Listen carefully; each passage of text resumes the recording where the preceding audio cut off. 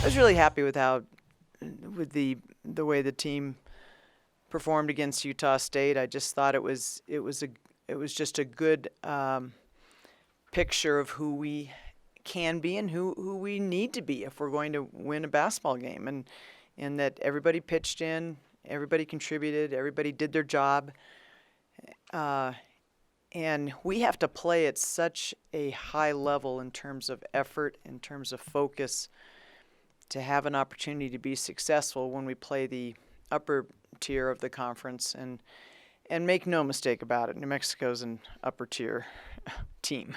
I don't care.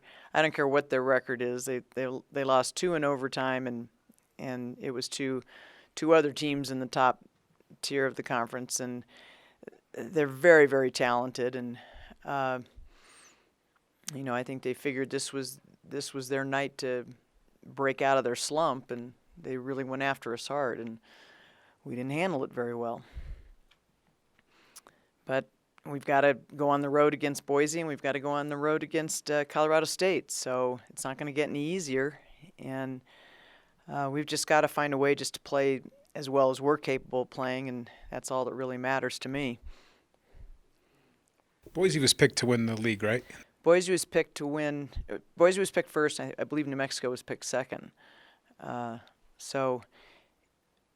Colorado State has a completely different team than a year ago. They've got 5 transfers, and we're still, Boise has a transfer from Oregon State, and San Diego State has a transfer who's really lighting it up, and we're just dealing with this. It's just same thing our men deal with. It gets hard, but there's a lot of really, really good transfers and fifth-year students and fifth-year seniors in the conference, and we're just having to deal with it. So hopefully, like I said, if we can get old enough and strong enough and deep enough to offset just the talent level that comes in like that, that's what we got to do. We got to be good enough at what we do.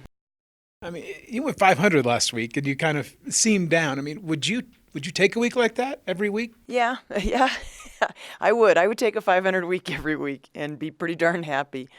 I think I just wish we'd performed better against New Mexico. I just feel like it wasn't so much that we lost. I just didn't feel we played our best, and I'm so grateful to the people that keep coming out and supporting us, and just want so badly for them to see our team have a good game and do a good job and have something to celebrate, because they haven't seen our good games.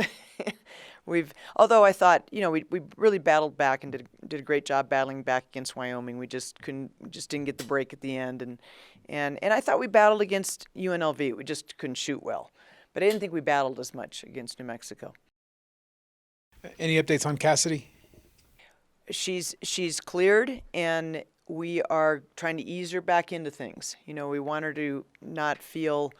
I'm a little reluctant to have her out there for extended minutes, just because I think she's got to get used to that. Because again, remember, Cassidy didn't practice the whole fall either. She didn't even join practice until the end of December. So I just don't want to move too fast. She's one of our best competitors, and man, do we need that. And she's a feisty kid. She's got a lot of fire in her belly, and we really do need that. So I'm very tempted. In fact, when I put her out there the second time, I didn't want to take her out. I wanted to leave her in, and just felt like it wasn't the smart thing to do for her. So I took her out after about 2 minutes. Okay, and with 2 road games this week, if you are in a small sample size playing better on the road, is that such a bad thing No, I agree, Brent. I mean, you make a good point. I should be ecstatic that we're going to be on the road for 2 straight games here. But Boise's such a tough place to play, and like I said, Colorado State's just such a different team, and we're seeing them for the first time. But I guess I would rather see these guys both for the first time on the road, and then get them back. I think we are definitely going through a rough stretch right now, and I think that we're going to be better in February. So we just got to keep plugging away.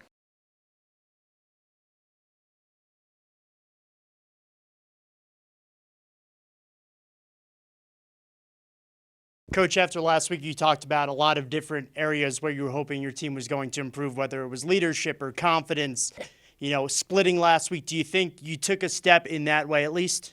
Well, I certainly think against Utah State, there was just a lot of good stuff going on. We took over in the fourth quarter. It was a tough game. It was a real back and forth, and it was two teams that were desperate to win because Utah State didn't have any conference wins either, and they had us on their home court, and so it was a real battle, really, really fighting. But you know what? We came into the fourth quarter and we knocked some shots down, and when you knock some shots down, the bounce in your step gets a little bit better, and so I still think that has a lot to do with it. We've got to knock some shots down. It's so deflating when you miss free throws and you miss shots that you can make. And, you want to say, oh, hey, don't let it bother you.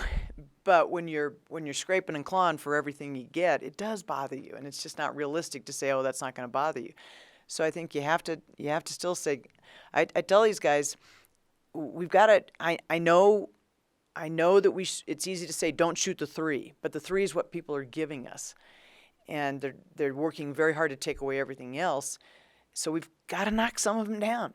We don't have to hit them all, but we've got to knock some of them down, or we're going to keep. That's what everybody's going to keep taking that stuff away from us because we do. Again, we out rebounded an opponent. We won the possession battle. We got to the free throw line more. We did all these things that you ask your team to do.